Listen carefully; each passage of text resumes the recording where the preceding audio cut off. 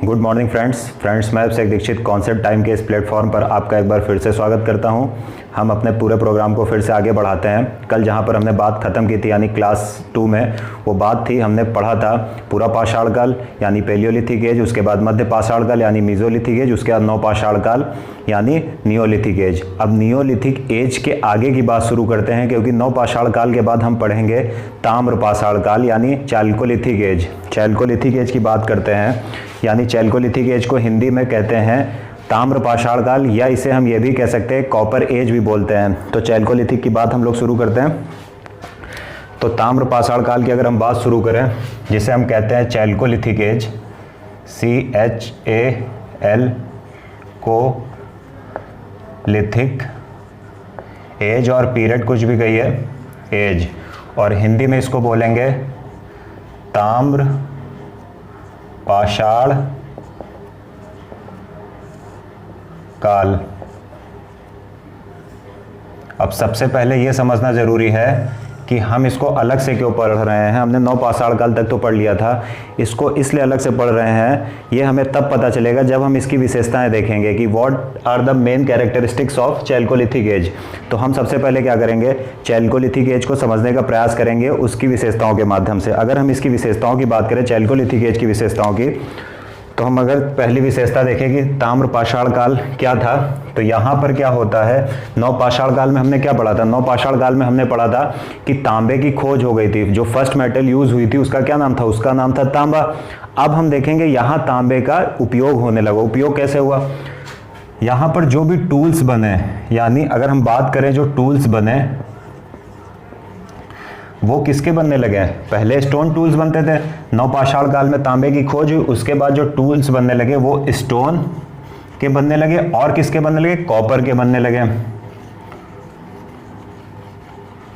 Copper के बनने लगे। यानी वो काल जिसमें पत्थर और तांबे के उपकरण बनने लगे उसे हम क्या कहते हैं, ताम्रपाषाण काल। अगर हिंदी में इसको संधि विच्छेद करें तो ताम्र का मतलब होता है तांबा और पाषाण का मतलब होता है पत्थर।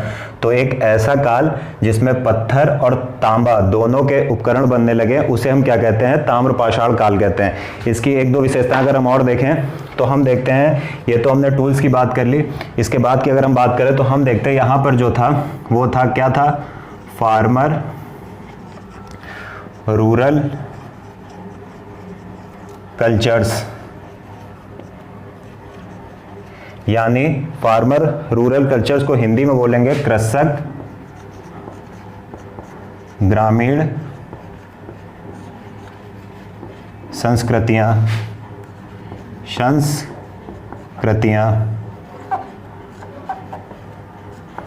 अगर इसका मतलब समझने का प्रयास करें तो यहाँ पर लोग कृषि काम करते थे, यानी एग्रीकल्चर करते थे, उसके बाद गांव में लोग निवास करते थे। अभी शहरीकरण की कोई प्रक्रिया शुरू नहीं हुई थी, तो यहाँ पर क्या हुआ कि लोग कृषक का जीवन जीते थे और गांव में निवास करते थे। इसके अलावा अगर एक और हम इंपॉर्टेंट कैरेक्टरिस्टिक्स यानी विशेषता देखें तो एक विशेषता हम पाते हैं कि यहाँ जो पूजा होती थी, वर्शिप ऑफ, पूजा जो यहाँ पर होती थी वो मातृ देवी की होती थी, मदर गॉडेस की होती थी, वर्शिप ऑफ मदर गॉडेस। यानी यहाँ पर जो पूजा होती थी वो किसकी होती थी, वो मातृ देवी की पूजा होती थी, मातृ देवी की उपासना होती थी।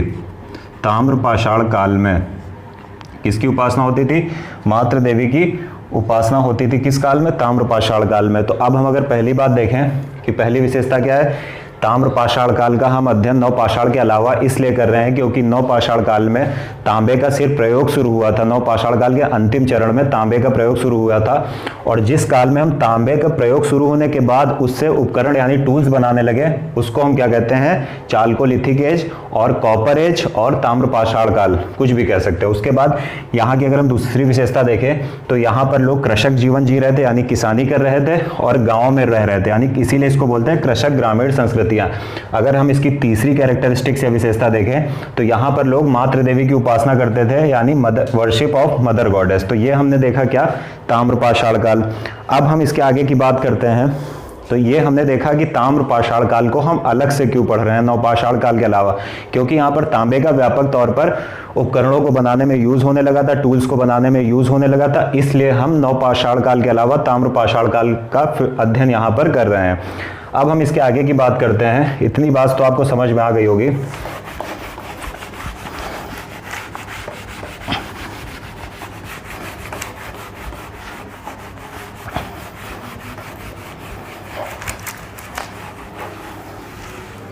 अब अगर हम इसके आगे की बात करें तो हम देखेंगे कि हम फिर से साइंटिफिक स्टडी करेंगे और नवपाषाण काल की नवपाषाण के आगे जो ये ताम्र पाषाण काल आता है, इसको हम जो इसकी मुख्य संस्कृतियां हैं, जो मुख्य कल्चर हैं, उनको डिवाइड करेंगे और आसानी से समझने का प्रयास करेंगे। अगर हम इसकी एक कल्चर्स की एक इंपॉर्टेंट विशेषता ये है कि जिस क्षेत्र से संबंधित होती है उसी क्षेत्र के आधार पर उसका नाम रख दिया जाता है। आगे हम समझने का प्रयास करते हैं। जैसे ताम्र पाषाण काल को मैं मोटे तौर पर 3 पार्ट्स में डिवाइड करूंगा, जो जैसा हम रोज सारे टॉपिक्स को 3 पार्ट्स में डिवाइड कर रहे हैं वैसे हम इसको भी करेंगे। ये मैंने पहली लाइन खींच ली, ये यहाँ से दूसरी हो गई और ये तीसरी। अगर हम ताम्र पाषाण काल को 3 पार्ट्स में डिवाइड करें तो हम कहेंगे पहले पार्ट्स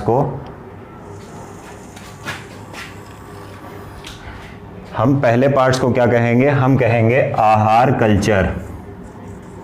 आहार कल्चर CULTURE, यानी हिंदी में क्या कहेंगे? आहार संस्कृति। आहार संस्कृति।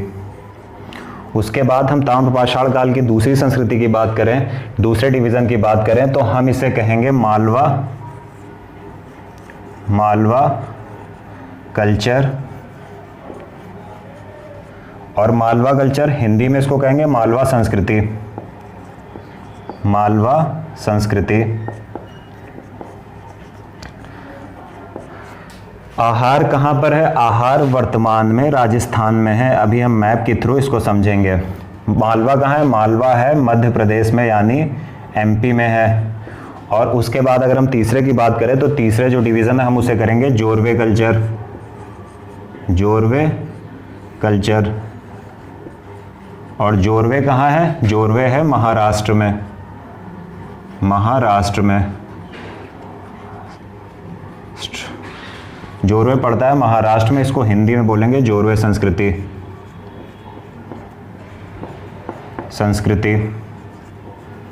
अब हम एक एक करके इसको समझने का प्रयास करते हैं। अगर हम सबसे पहले हम क्या करेंगे, क्या था कि जैसे राजस्थान में एक आहार नाम का स्थान था, उस स्थान के आसपास ये संस्कृति पाई जाती थी, तो इस पूरे क्षेत्र का नाम के आधार पर, आहार के नाम पर, इस पूरे क्षेत्र में राजस्थान में पाई जाने वाली पूरी संस्कृति को नाम दे दिया गया आहार संस्कृति। वैसे ही मालवा और मालवा के आसपास के क्षेत्रों में जो संस्कृति पाई जाती थी, मालवा के आधार पर उस पूरे कल्चर को नाम दे दिया गया मालवा कल्चर। उसी तरह महाराष्ट्र के जोरवे में और जोरवे के आसपास जो संस्कृति पाई जाती थी, जोरवे के नाम पर उस पूरे कल्चर को मिलाकर नाम दे दिया गया जोरवे कल्चर।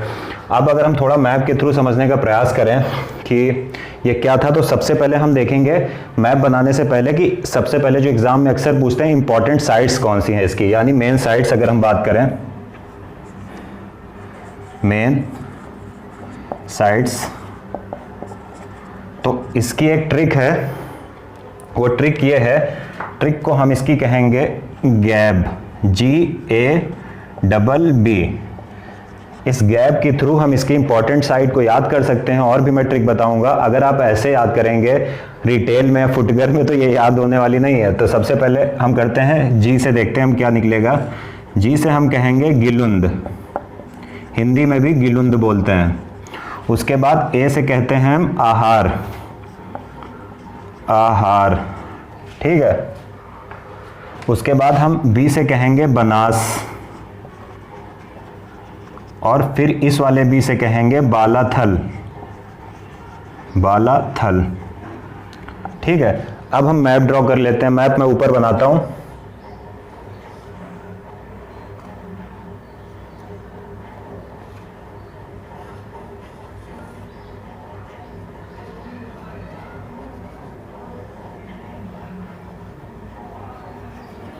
ये अगर इंडिया का मैप मान के चलते हैं तो हमें ड्रॉ करना है गिलुंद और आहार को। तो कैसे करेंगे, ये जो पीक वाला पॉइंट है इसके ऊपर थोड़ा सा होता है गिलुंद, और इसके नीचे अगर हम यहाँ पर देखें तो यहाँ पर क्या होगा, यहाँ पर होगा आहार या आहाड़, जो भी समझे। किसी बुक में आपको आहार मिलेगा, किसी में आहाड़ मिलेगा। तो ये हमने देखा ये राजस्थान के एरियाज़ हैं और उसमें ये संस्कृति पाई जाती थी, और आहार के नाम पर इस पूरे क्षेत्र का नाम रख दिया गया आहार कल्चर। अब इसके इंपॉर्टेंट कुछ पॉइंट्स देखें जो एग्जाम में अक्सर पूछे जाते हैं आहार के। तो सबसे पहला अगर हम इसका पॉइंट देखें, हमने पहले पॉइंट में देख लिया इसके मेन साइट्स कौन थे, मैंने ट्रिक बताई, गिलुंद, आहार, बनास, बालाथल। हिंदी में भी इसको यही बोलेंगे, गिलुंद, आहार, बनास, बालाथल। इसके आगे की बात अगर हम करें तो सबसे पहले हम आहार की बात करते हैं। ये जो आहार नामक स्थान है, या हिंदी में कहते हैं आहार नामक स्थान है, इसको हम ताम्रवती भी कहते हैं, यानी ताम्रवती, ताम्रवती भी कहते हैं। अब क्यों कहते हैं ये समझिए, ताम्रवती भी कहते हैं इसलिए कहते हैं क्योंकि यहाँ पर तांबा बहुत अधिक मात्रा में पाया जाता है। यानी ताम्रवती इसलिए कहते हैं क्योंकि कॉपर बहुत ज़्यादा मात्रा में पाया जाता है। कहाँ पर, आहार में, इसलिए आहार को हम बोलते हैं ताम्रवती। ताम्रवती क्यों बोलते हैं, क्योंकि कॉपर यहाँ पर बहुत ज़्यादा मात्रा में पाया जाता है। ठीक है, अब दूसरी बात हम अगर इसकी करें, इंपॉर्टेंट बात थर्ड पॉइंट के तहत, तो हम अगर बात करें गिलुंद की करें,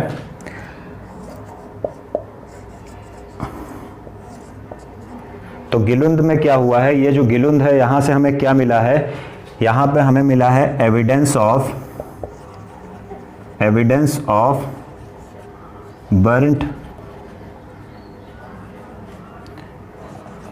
बर्न्ट ब्रिक्स।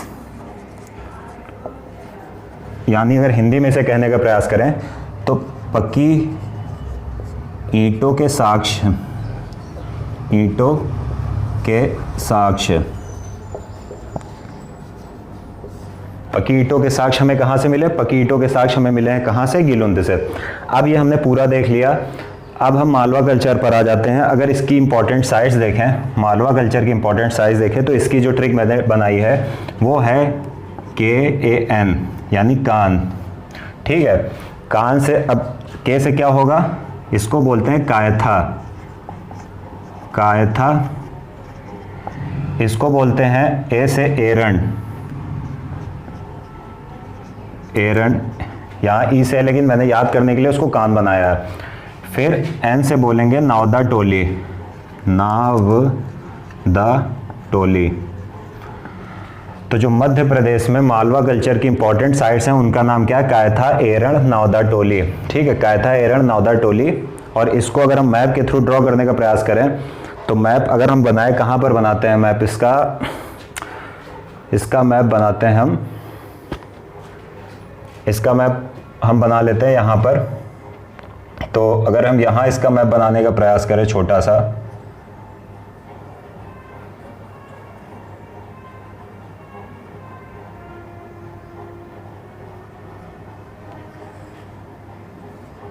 ठीक है, तो ये अगर हमने मैप ड्रॉ कर लिया तो हमें कायथा, एरण, नावदा टोली को ड्रॉ करना है।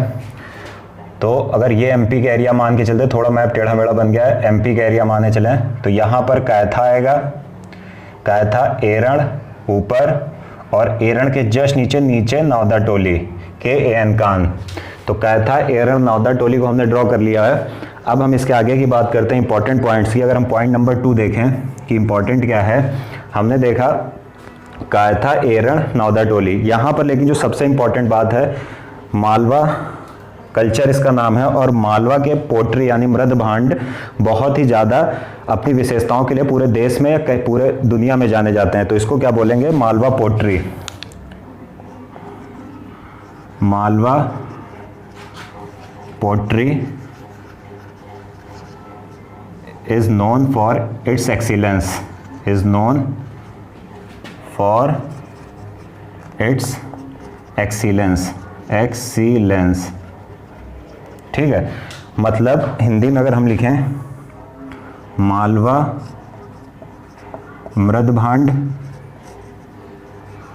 मालवा मृदभांड, मालवा मृदभांड अपनी उत्कृष्टता के लिए जाने जाते हैं, अपनी उत्कृष्टता के लिए जाने जाते हैं, के लिए जाने जाते हैं।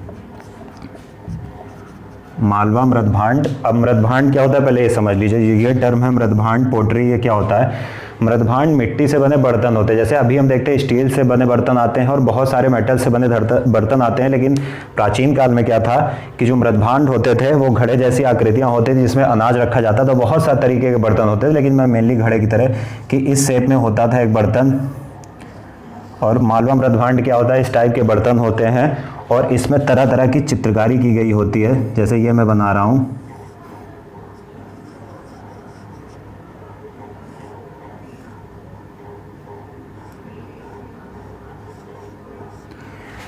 तो मालवा मृदभांड क्या होता है? पूरे देश में अपनी उत्कृष्टता के लिए जाने जाते हैं। इस टाइप के मिट्टी के बर्तन होते हैं जिन्हें हम पोट्री मृदभांड कहते हैं। मतलब मृदभांड का मतलब, मृद मतलब मिट्टी से लिया जाता है और मृदभांड का मतलब होता है एक बर्तन जिसमें पुराने टाइम में लोग अनाज और सभी चीज़ें रखते थे। अब उसके अलावा अगर हम इंपॉर्टेंट पॉइंट एक और देखें तो अगर इसका हम इंपॉर्टेंट पॉइंट जो अक्सर एग्जाम्स में पूछा जाता है, चाहे वो यूपीएससी हो या यूपीपीएससी हो या बैंक्स एसएससी एग्जाम्स हो, जो सब में पूछा जाता है, वो पूछा जाता है नौदा टोली के संदर्भ में। अगर नौदा टोली की बात करें हम, नौदा टोली अगर हम नौदा टोली की बात करें तो नौदा टोली जो है, यहाँ पर हमें क्या मिला है? एविडेंस ऑफ ग्रेन्स मिले हैं, एविडेंस ऑफ ग्रेन्स, यानी हिंदी में कहें तो यहाँ पर हमें क्या मिला है? अनाज के साक्ष्य। अनाज के साक्ष्य हमें कहाँ से मिले हैं? अनाज के साक्ष्य हमें मिले हैं नौदा टोली से। यानी नौदा टोली जो है, नौदा टोली कहाँ पर है? ये है, यहाँ पर हमें क्या मिले हैं? यहाँ पर हमें ताम्र पाषाणकालीन या चैल्कोलिथिक एज से रिलेटेड जो भी अनाज हैं उनके साक्ष्य मिले हैं।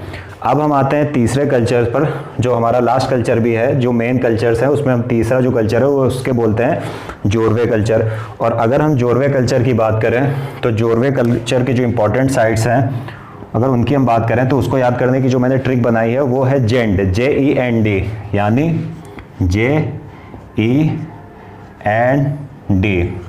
तो जेंड सबसे पहले, जे से तो जोरवे ही हो गया। अगर हम इसका नाम लिखें तो जे फॉर जोरवे,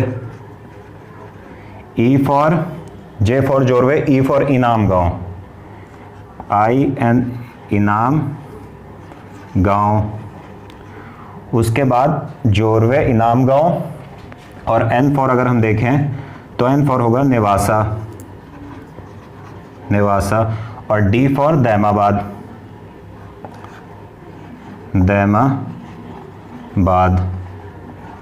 तो ये हमने ट्रिक क्या की? जेंड मतलब जोरवे, इनाम गांव, नेवासा, दैमाबाद। आप किसी भी एग्जाम का पास्ट ईयर क्वेश्चन अगर क्वेश्चन पेपर उठाकर देखेंगे तो लगभग 70 से 80% जो साइट्स पूछी गई, आप 90% कह सकते हैं इन्हीं जो भी साइट्स हैं, 4 ये हैं, 3 ये हैं, 4 3 7 और 11 में से ही साइट्स आती हैं। तो अगर आप इतना ट्रिक के माध्यम से याद कर लेंगे गैप, कान, जेंड से, तो लगभग सारे क्वेश्चन जो चाल्कोलिथिक एज से रिलेटेड आते हैं वो आपके हो जाएंगे। अब हमने ये देख लिया, मैप ड्रॉ कर लेते हैं। अगर जोरवे कल्चर का हम मैप बनाना चाहें तो यहाँ पर बनाते हैं। ये हमारा कौन सा हो गया? ये हमारा आहार कल्चर हो गया, आहार, ये आहार का मैप है। ये हमारा मालवा कल्चर का मैप है। और अगर हम तीसरे की बात करें जोरवे कल्चर का, तो मैप मैं यहाँ बनाता हूँ।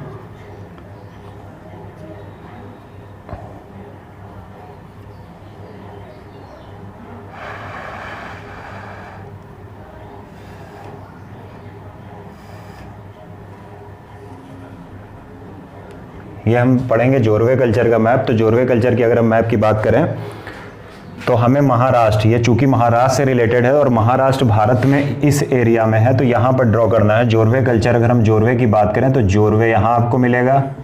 उसके बाद जोरवे के बाद हम इनाम गांव जो ये है इसको ड्रॉ करते हैं। इनाम गांव में कहाँ मिलेगा? इनाम गांव हमें नीचे थोड़ा सा मिलेगा, इनाम गांव। उसके बाद अगर हम दैमाबाद की बात करें, दैमाबाद हमें मिलेगा यहाँ पर, और नेवासा जो है ये मिलेगा हमें यहाँ पर। तो ये हमने पूरा मैप समझ लिया जोरवे उसके बाद दैमाबाद, इनाम गांव या नेवाशा। ये चारों हमने मैप के थ्रू समझ लिया। अब इसके इंपॉर्टेंट पॉइंट्स देख लेते हैं जोरवे कल्चर के। तो अगर हम सेकंड पॉइंट की बात करें, तो यहाँ पर हमें दैमाबाद से रिलेटेड कुछ चीज़ें पढ़नी है। अगर हम दैमाबाद की बात करें तो दैमाबाद में क्या क्या मिला था वो देखते हैं। दैमाबाद में सबसे ज़्यादा तो ब्रॉन्ज गुड्स यानी कांसे की वस्तुएं मिली हैं। तो दैमाबाद किस लिए फेमस है?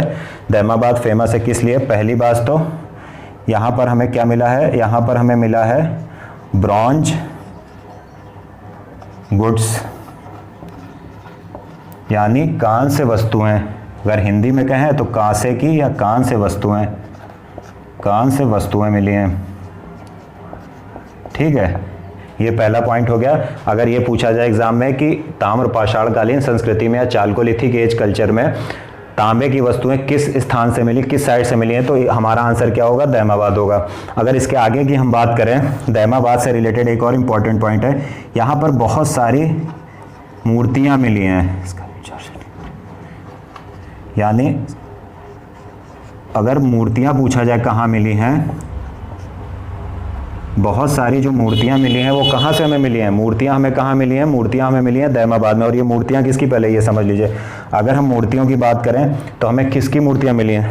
हमें मूर्तियाँ मिली हैं एलिफेंट यानी हाथी की मूर्ति मिली है। उसके बाद हमें मिली है किसकी? बफेलो की। हमें बफेलो की मूर्ति मिली है यानी हाथी की मिली है। उसके बाद हमें राइनासोर्स यानी गैंडे की बहुत सारी मूर्तियाँ मिली हैं यानी राइनोज की मूर्तियां हमें मिली है। उसके आगे की अगर हम बात करें हमें किसकी मिली है, तो एक बहुत ही इंपॉर्टेंट मूर्ति मिली है कि एक आदमी जो है वो रथ चला रहा है। रथ तो मैन ड्राइविंग चैरियट यानी हिंदी में अगर हम इसको कहें रथ चलाता हुआ मनुष्य। रथ चलाता मनुष्य। हमें रथ चलाते हुए मनुष्य की मूर्ति कहाँ से मिली है? दैमाबाद से मिली। तो यहाँ पर जो दो इंपॉर्टेंट चीज़ है वो यहाँ पर ये हो गया। तो ये हमने पूरा क्या पढ़ा? Chalcolithic as. अब यहाँ पर एक चीज़ और समझ लीजिएगा कि लगभग जो सारे ये ताम्र पाषाणकालीन कल्चर्स हैं या चालकोलिथिक कल्चर हैं, ये इंपॉर्टेंट नोट करके मैं लिख रहा हूँ, ये 1200 BC का मतलब ईसा मसीह के जन्म के पहले के आसपास ये सभी डिसअपीयर हो गई थी या लुप्त हो गई थी।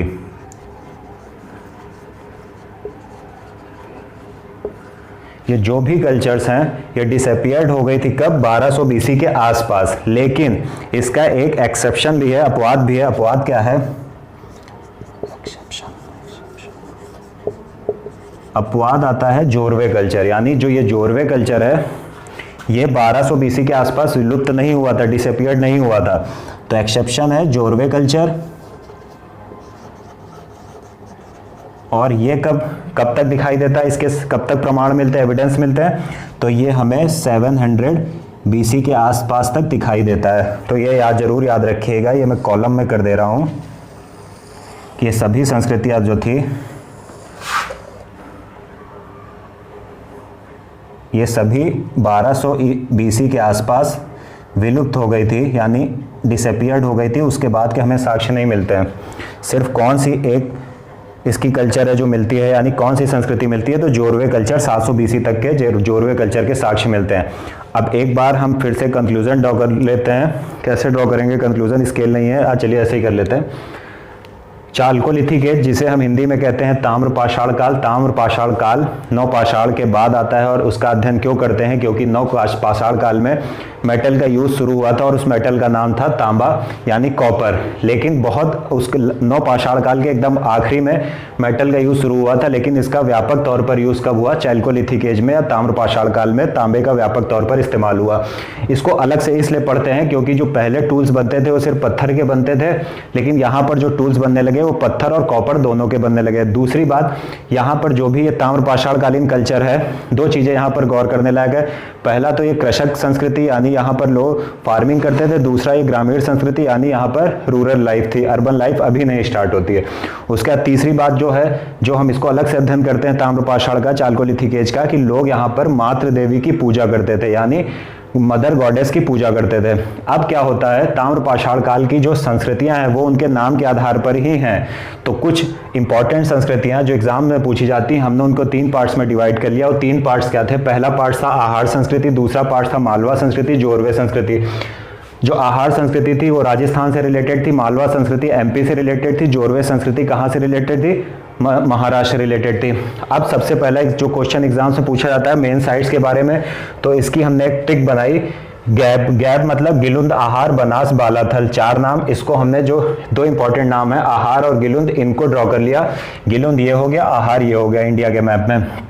अब जो इंपॉर्टेंट पॉइंट्स हैं इन साइड से रिलेटेड उनको देखते हैं। आहार क्या है, आहार को ताम्रवती भी कहते हैं। ताम्रवती किस लिए कहते हैं, क्योंकि यहाँ बहुत बड़ी मात्रा में तांबा मिलता है, कॉपर मिलता है। उसके बाद इसका सेकंड इंपॉर्टेंट साइट जो है वो है गिलुंद। गिलुंद से क्या मिला था, गिलुंद से पकी ईंटों के साक्ष्य मिले थे, एविडेंस ऑफ बर्ड ब्रिक्स। उसके बाद अगर हम मालवा संस्कृति में प्रवेश करें, मालवा संस्कृति एमपी में पाई जाती थी और इसकी इंपॉर्टेंट साइट जो याद करने की ट्रिक है वो है कान। कान मतलब के फॉर क्या था, ए से ए दिया जरूर है लेकिन स्टार्ट ई से होता है, एरण। उसके बाद एन से नौदा टोली हमने ड्रॉ किया, क्या था, एरण नौदा टोली। अब आते हैं इसका इंपॉर्टेंट पॉइंट, यानी मालवा जिसके नाम पर इस संस्कृति का नाम रखा गया है, तो मालवा पोट्री यानी मालवा मृदभांड अपनी उत्कृष्टता के लिए पूरे देश में जाने जाते हैं। मृदभांड क्या होता है, मृदभांड मिट्टी से बने बर्तन होते हैं। और किस प्रकार के बर्तन होते थे, मैंने एक छोटा सा चित्र बनाकर समझाने की कोशिश की है कि बर्तन किस प्रकार के हो सकते हैं। उसके बाद अगर हम थर्ड इंपॉर्टेंट पॉइंट की बात करें तो हम बात करेंगे नौदा टोली की। नौदा टोली की बात इसलिए करेंगे क्योंकि यहाँ पर एविडेंस ऑफ ग्रेन्स यानी अनाज के साक्ष्य मिले हैं। अब हम प्रवेश करते हैं जोरवे कल्चर में। जोरवे कल्चर महाराष्ट्र से रिलेटेड है और अगर हम इसके इंपॉर्टेंट साइट्स की बात करें तो इसकी मैंने एक ट्रिक बनाई है, जेंड। जेंड मतलब Jorwe, E for Inamgaon, N for Nevasa, D for Daimabad. अब इसको अगर हम मैप में ड्रॉ करें तो जोरवे ये हो गया, उसके बाद इनाम गांव, फिर दैमाबाद, फिर नेवासा। अब अगर हम इसके इंपॉर्टेंट पॉइंट्स की बात करें तो इसके इंपॉर्टेंट पॉइंट्स, दैमाबाद जो है, जो इसकी इंपॉर्टेंट एक साइट है दैमाबाद। दैमाबाद से हमें बहुत सारी कान से वस्तुएं मिली यानी तांबे की वस्तुएं मिली हैं। उसके बाद दैमाबाद से एक और इंपॉर्टेंट एविडेंस मिला है, वो हमें मिली है स्कल्पचर्स यानी मूर्तियां मिली हैं। उन मूर्तियों में किस किस की मूर्तियां मिली, एक तो हमें हाथी की मूर्ति मिली है और दूसरा बुफेलो की मूर्ति मिली है, फिर हमें राइनोस की मूर्ति मिली है, फिर रथ चलाते हुए मनुष्य की मूर्तियां मिली हैं। तो ये हमने पूरा ताम्रपाषाण काल एकदम आराम से समझा, डायग्राम्स के थ्रू, मैप के थ्रू, मृदभांड बना के, तरह तरह के डायग्राम बना के समझा।